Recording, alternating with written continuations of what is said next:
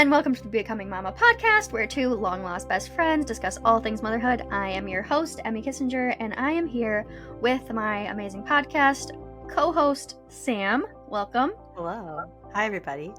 We're both excited to be here today.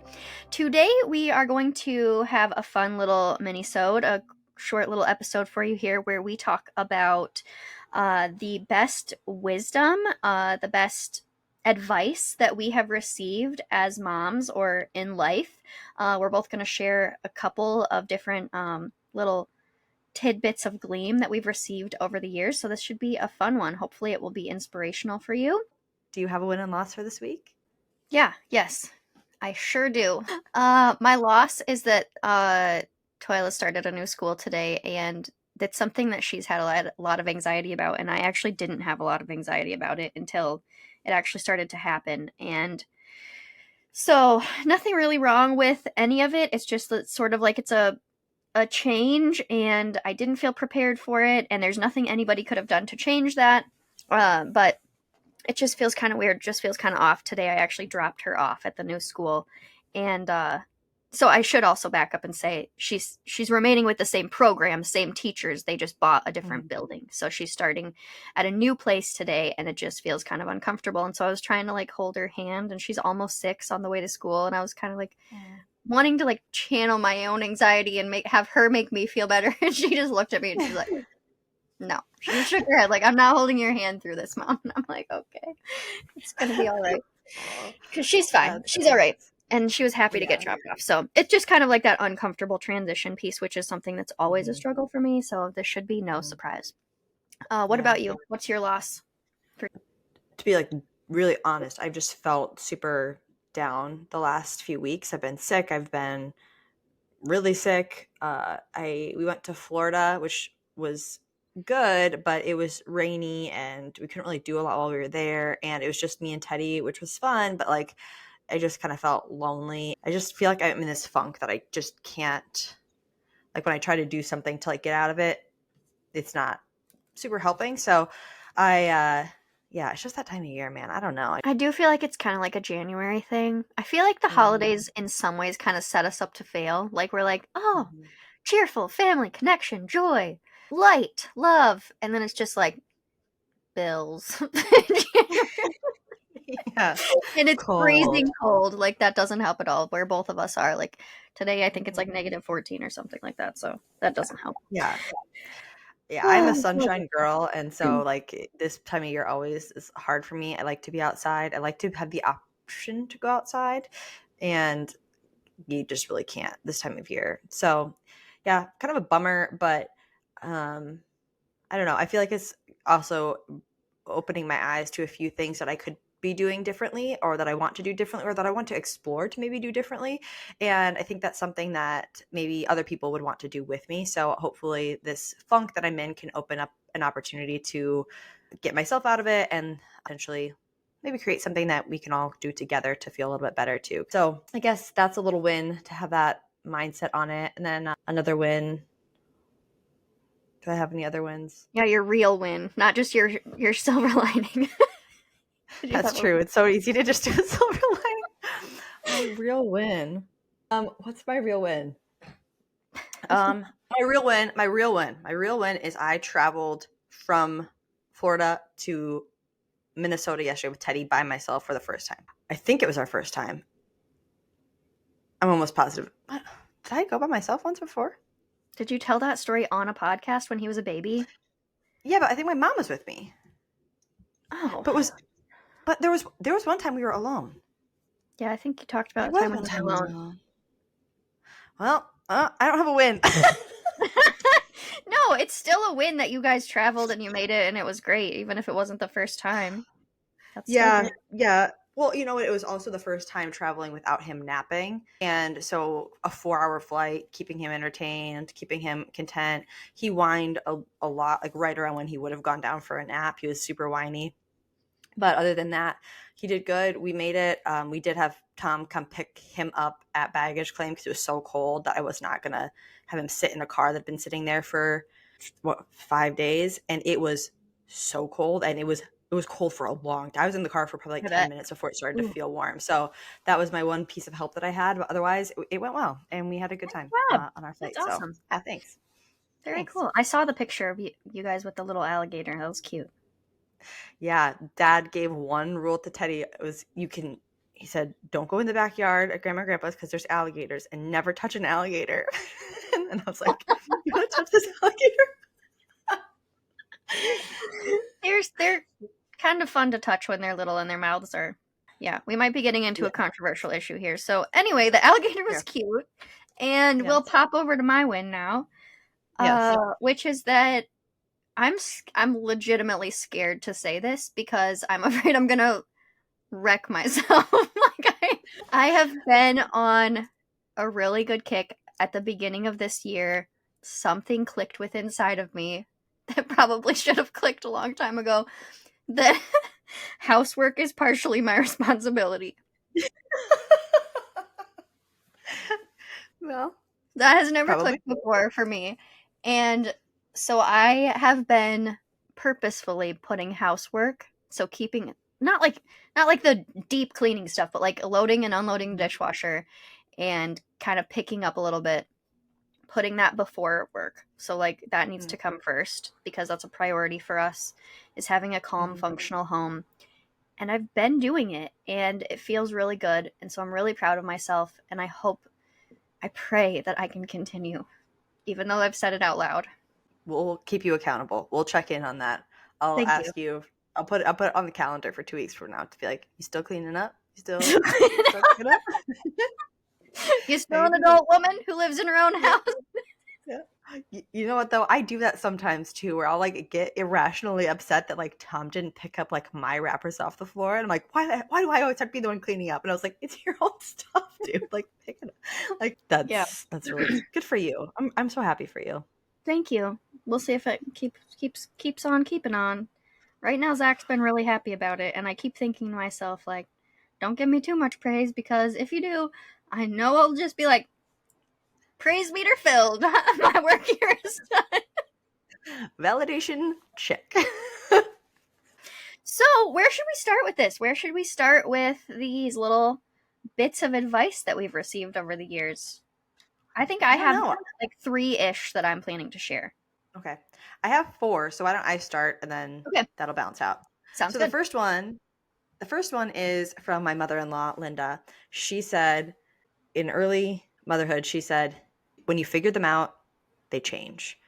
And that has been such a helpful piece of advice for me, someone who wants to figure everything out. Like I want to have an answer for everything, to have in the back of my mind all the time, this is going to change. Like you haven't figured out now, but don't rest on your laurels. Don't get upset when this stops working. Don't get upset when things change.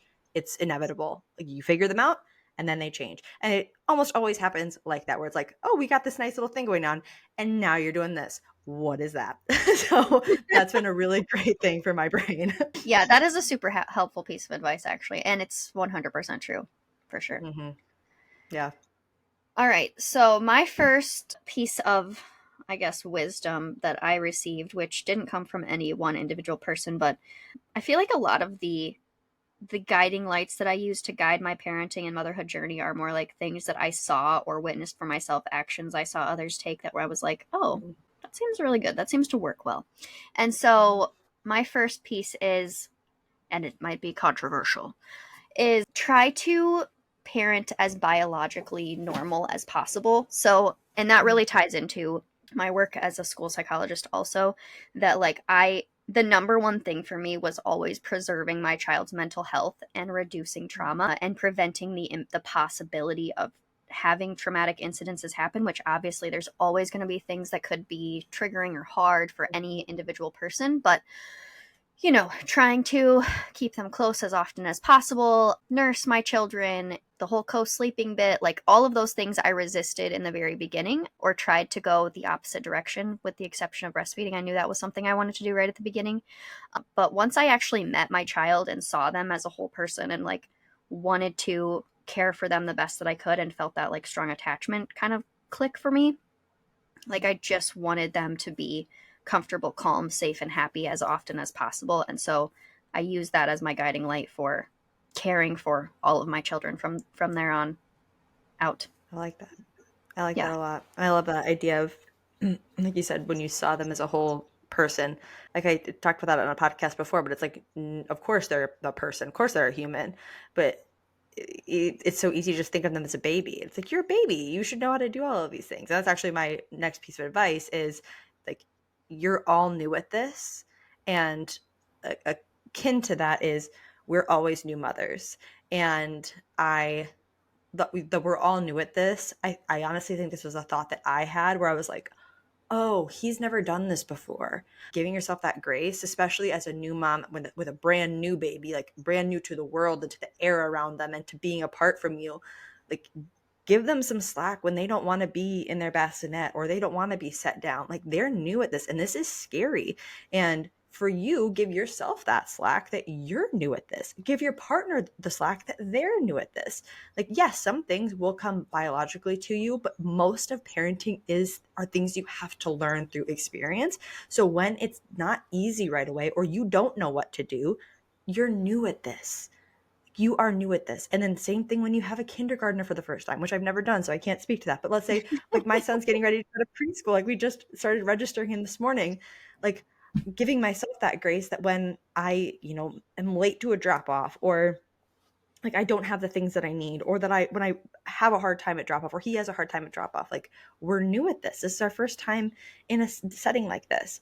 It's just been something that's really helped me to give myself forgiveness and give myself him that grace. They're learning how to be a human. Teach them, guide them, give them the tools instead, you know? Right.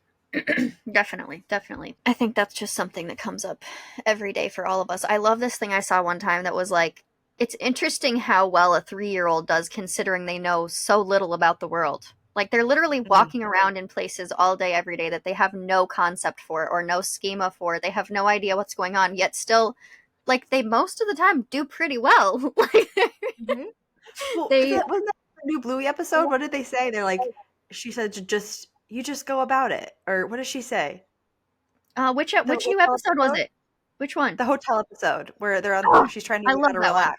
Relax. What does she Yeah, what does she So say? good. She says, like, "You just go about it." It's about Yeah, the something like kids, that. like, you're just present, Yeah. you're just there, you just know how to do it. Like, it honestly, like, they have it more figured out than we do a lot of the time because it's like, Yes. we're so wrapped That up in the minor details. yes, we're just trying to get to the beach when Mhm. everybody around us is having fun and relax.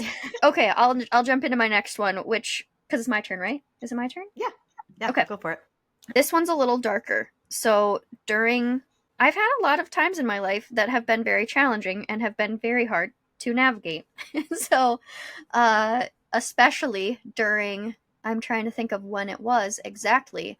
Uh, some spot of parenting in there. Oh, I think it was yeah, it was after I had Evie and things were going really really well, but there's like, some hormonal shifts and hard things, and whenever there's something in my life that sort of rocks the boat in a significant way, I start to have a lot of thoughts and fears about death that come up. And so it can be very intrusive. And so I was looking up on the internet. I was having a lot of really, really terrible thoughts and started to worry that, like, there was something very, very wrong with the way that my brain was managing the situation I was in.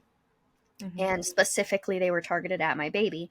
And so, reading some articles, actually found out that that can be, not always, but in many situations, actually a protective mechanism. Like your brain is telling you things that could happen in order to help you prevent them, which was something I didn't understand previously, which was really good to understand.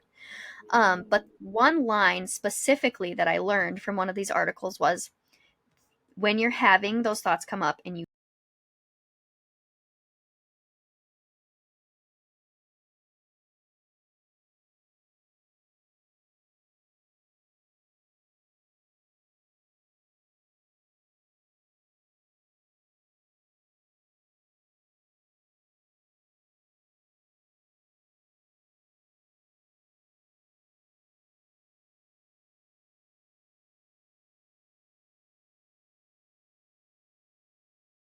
in my brain and just inside over and over again, truly within like a day or two, those thoughts subside. And then if they come back, bring the practice back in again and start saying that again. But one just like little thing that really, really helped me through some really hard times. That's really powerful. I Does that help you with just like rumination thoughts or like negative self-talk too? Yes, I use it regularly. I Yeah. was gonna say, I feel like that would be really powerful. It reminds me of Elise Myers has says like, I don't receive that, Hmm. and I think it's more. I at least took it from her as like negative comments that she receives and things like that. But I feel like that's another kind of thing, like the you're not this thought is not welcome here, or this is not true. This is not welcome here. Or I don't receive that. I think that would be a really powerful Yeah. thing to say And to I think yourself. in this situation specifically, like you're naming the thought, it's intrusive. This is something Hmm. that is that's a certain type of thought. We have all different Hmm. kinds of thoughts, happy thoughts, positive thoughts, blah blah blah. But this is specifically an intrusive thought, and it is not welcome, you know, in this Hmm. scenario that I'm in. So we are moving on. I like that. Yeah, I like yeah. that a lot. Oof. That was dark, but I mean, But I helpful, think it was but good. important. Yeah. Yeah. Yeah. I'll lighten it up with one specific to new parents, new moms. This was one that my husband's best friend told him, and it was that the first 3 months are a marathon, the rest is a sprint. And that was so true. Those first, I remember like being like, okay, he's 8 weeks. Okay, 3 months. Okay, 4 more weeks. Like I was like, okay, like I can get through this. But those first 3 months, like the days are long, years are short, kind of scenario as well. Like it feels like forever. And then once they kind of come online, things start getting a little bit better. It goes so fast. But just that got me through postpartum. That was something I thought about often. It's something I think about often going into this next one. But like the hard times, I think you can take it into anything. The hard times feel like they're lasting forever, and the Hmm. good times go so fast. And so just know that like it feels longer than it is. You're gonna get through it, and then try your best to be present and embrace the good because it goes so fast. Yeah, definitely, definitely. I agree with that 100%. All right, on to my last piece of advice here. Actually comes from a book I read, and I believe that book is called The Happiness Project, and it was a book I was required to read as when I was at work a few years ago. And the thing I liked about it was that it helped me to realize that I had been trained professionally to focus on what was wrong. So like my job as a school psychologist was actually to look at the child or the environment or the school system and say what is the thing that's not quite right here that needs to be different. And so I started to put that lens over everything, and I think a lot of people start to do this where we're always looking for the thing that's not quite right, the thing that we're doing wrong, the thing that isn't going well. And I realized when I read this book that I needed to actually shift that and start to look at what was going well as often as I could. And so once I started doing that, one actual practice we put in from that book, which you and I have talked about a lot, and something we actually do at the beginning of almost every show, is kind of look at the positives and actually pull them out, extract them, think about the places in our life where we can have gratitude for the things that are going well. So that can be a great daily practice.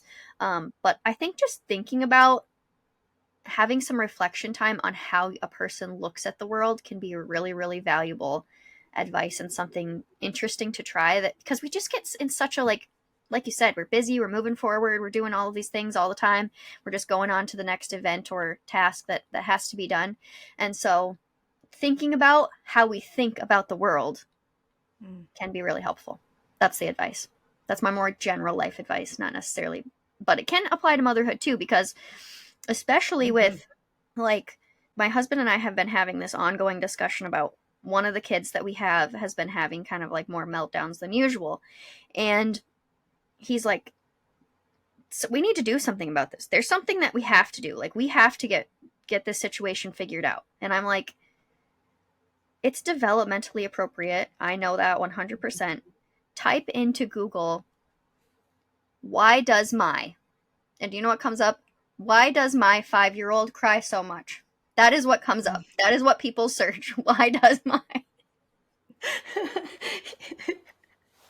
And yeah, it's easy to start to look at our children as they're having a hard time all the time. This is never going to stop. And like you said in your earlier advice, it's oftentimes like just a blip. It goes so quickly. It's a phase. And so obviously that's not the case all the time. But yeah, it's sometimes we just have to work through these difficult, challenging moments. Mm-hmm. But we I can think that's reframe it and see it differently. yeah, I think that's totally applicable to parenthood and to motherhood of like it can be really easy to focus on what you're doing wrong or what your kid is doing wrong and it get really easy to get sucked into that hole of that and then that kid becomes the problem, you know, where it's like I'm always doing something that needs to be corrected and you know, rather than being praised for what they're doing right. Or even just like people talk about positive discipline of like not always being like don't do that, don't do that, don't do that, don't do that, like rather do this instead. I think that, you know, it's a totally different aspect of it, but I think it's really applicable. And I kind of needed to hear that advice today with by the funk that I'm in. So I appreciate that advice. You're Uh, welcome. Happiness my Project is yeah. actually a really good book. I highly recommend it. Well, because I am depressed, I might need to read that right now. Oh, I love All making based on light of research, mental so health. you might like it for sure. Well, I would, yeah. So my last piece of advice is a very simple one, but it is just never say never in Mm, parenthood. Like never say never. And even more so with that, like I'm very hesitant to say things I will do or won't do in mm. parenthood. There are some certain things, yes, like I will never allow my child to be in a room alone with an adult uh, that is not in my trusted circle. And then last weekend, Yeah, Cox was invited to his first slumber party of a family I did not know. So just never say never. as I'm saying, like I mean, yeah, exactly. You're just proving me wrong. Like there are things that like I just like you just can't say never, You and can't even foresee like the the future. you can't, and you don't know who you're going to be, you don't know who your child is going to be, and it can create a lot of internal conflict when you have drawn a line in the sand, especially with your parenting choices. Because when that doesn't work, when your child is not who you thought they were going to be, you are in a difficult position of I said I would never bottle feed my child. I said I would never sleep train my child. I said I would never send my child to public school. I said I would never let my child wrestle. And then here they are, they're a huge wrestling fan. Or here they are, you are desperate for you hate nursing and you never thought you would. Like there are so many things that could happen that will change your perspective.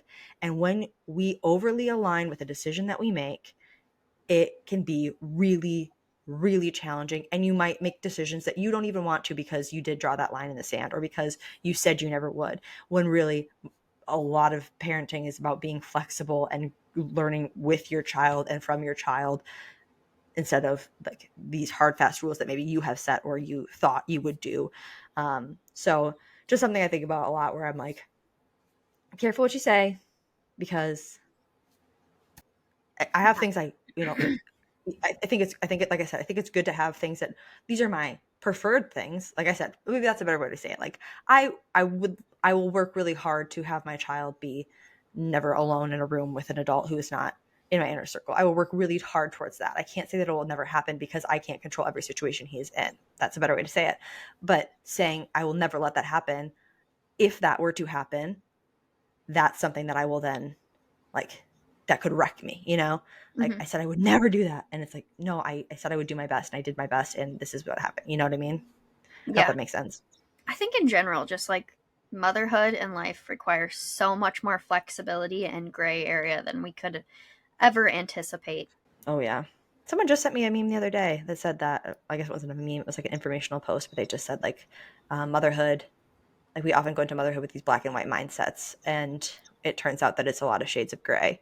Yeah. And that is most things in life because our brains are better at that. There's a ton of research about that, how like why a lot of diets fail is because Hmm. we don't like gray areas. Our brains like definitives and we don't like to live in the in between. Like we want to be either on something or off something.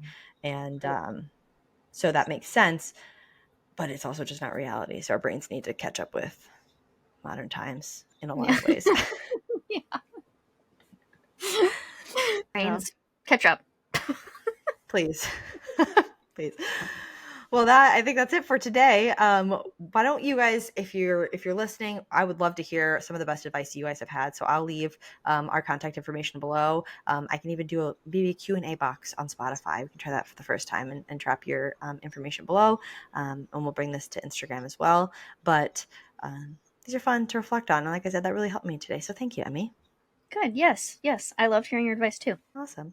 Well, if you would like to hear more from us, make sure that you subscribe on Apple Podcasts or on Spotify. And while you're there, give us a 5-star rating and write a review. That really helps us out a ton. If you like this podcast, please share it with someone that you think would like it as well. That helps us out as well. If you would like to be on the podcast, if you'd like to share your story on the podcast, you can contact us down below and fill out the form. And we'd love to hear your birth story, your story of early motherhood, whatever your motherhood story is. And if you want to connect with us, you can find our information down in the show notes for our websites and our Instagram and all of that. All right. Bye, everybody. Thanks for listening.